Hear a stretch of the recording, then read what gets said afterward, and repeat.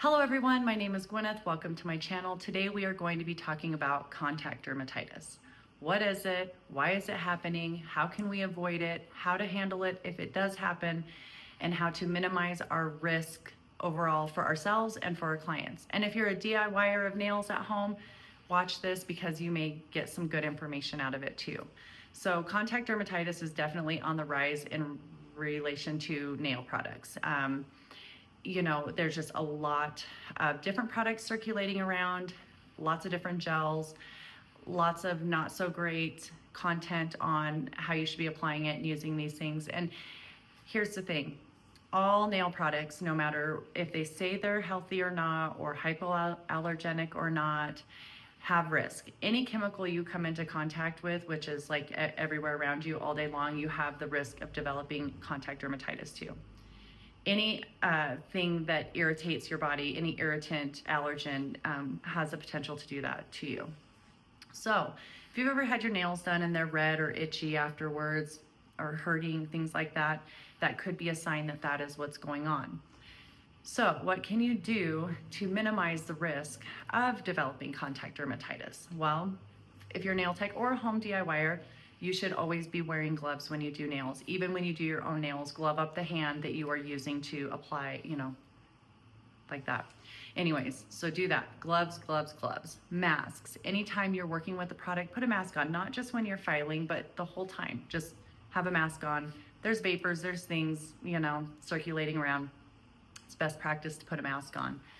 Other things you can do is be very, very careful with application. Try your hardest not to get it on the skin.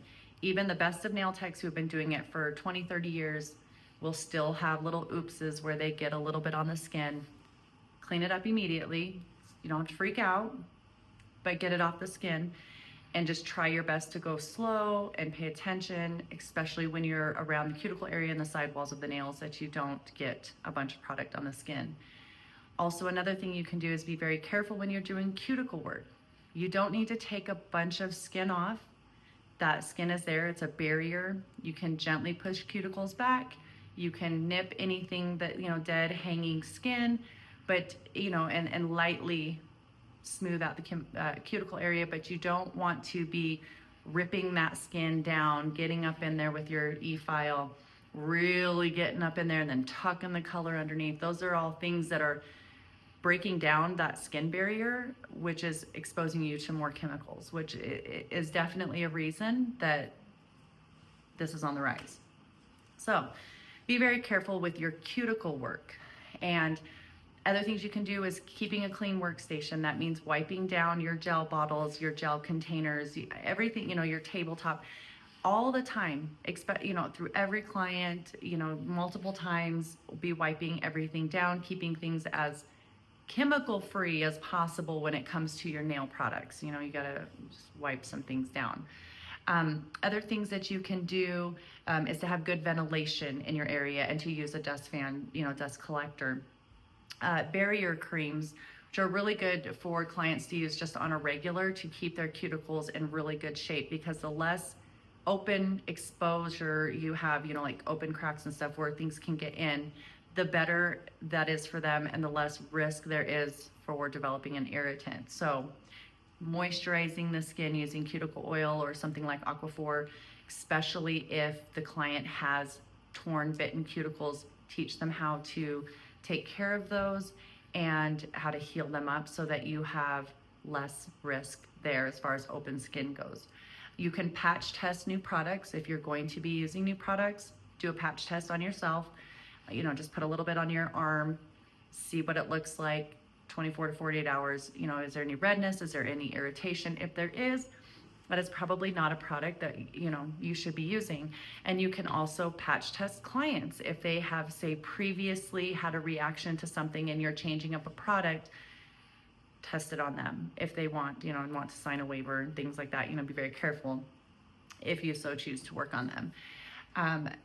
Definitely if a client or yourself has any sort of, and contact dermatitis can happen on your face. It can happen anywhere on your body. It's not necessarily just your fingers. Like you can have eczema around your eyes and it be because of your gel manicure. So if you're having any kind of reaction over your body and you're not sure where, go to a dermatologist and and maybe go see an allergist and get some allergy testing done and see. You can use hydrocortisone cream to calm down a reaction. Obviously, removing product would be a really good idea. There's a lot of different things you could do, but see a doctor if you're unsure of how to proceed, always.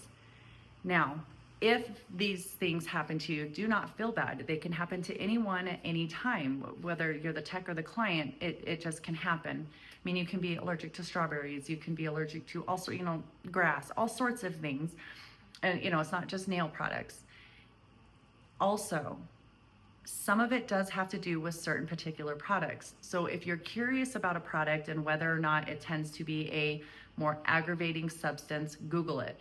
If there seems to be a lot of associated allergies or irritation going on with people with one particular product that you're seeing a lot of, don't use that product, because the truth of it is that it is the product sometimes. It's not just always user error. And certain products are not manufactured very ethically or with thought of the consumer in mind and their health. And this has been a thing forever, right? There's tons of things that have been manufactured that we find out years later are really toxic and really bad. And certain companies don't have any kind of ethics behind them. They're just trying to make a buck. And so they really don't put much thought into other than like, how can we market this and get people to buy it and use it? They really don't care how, what the consequences are to that type of business practice. So stick with companies who tend to manufacture their own products and have a reputation to uphold, especially within the professional community of the nail world.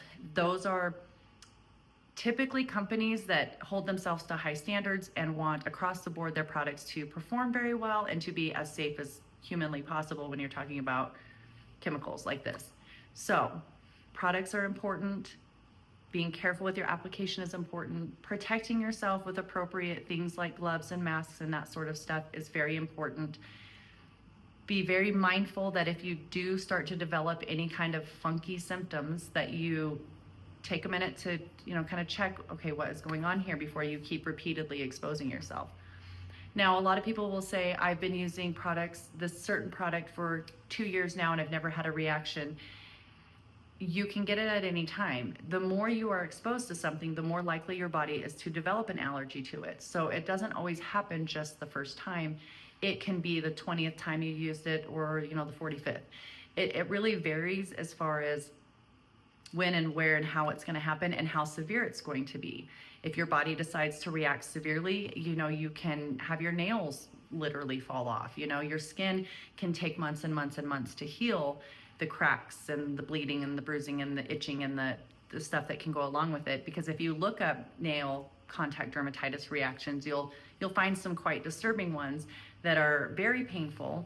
And so it is something to take seriously. It is not something that you need to be terrified of, but you do need to be responsible in your practices as a nail tech and as a home DIYer, to be very aware of the risk that you are putting on yourself if you're not being careful and fully curing the products and using appropriate lights and protecting yourself appropriately. So with all that being said, if you've made it this far, thank you. There's a whole lot more that we can talk about on this topic, and you can leave a comment or a question down below and I'd be happy to elaborate more into it. There's lots of information that goes into it and a lot of different things that you can do to protect yourself and try to minimize it. So, and I would love to talk more and share more. So yeah, if you could like and subscribe, that would be great. I would love it. Thank you so much if you've made it this far. Bye-bye.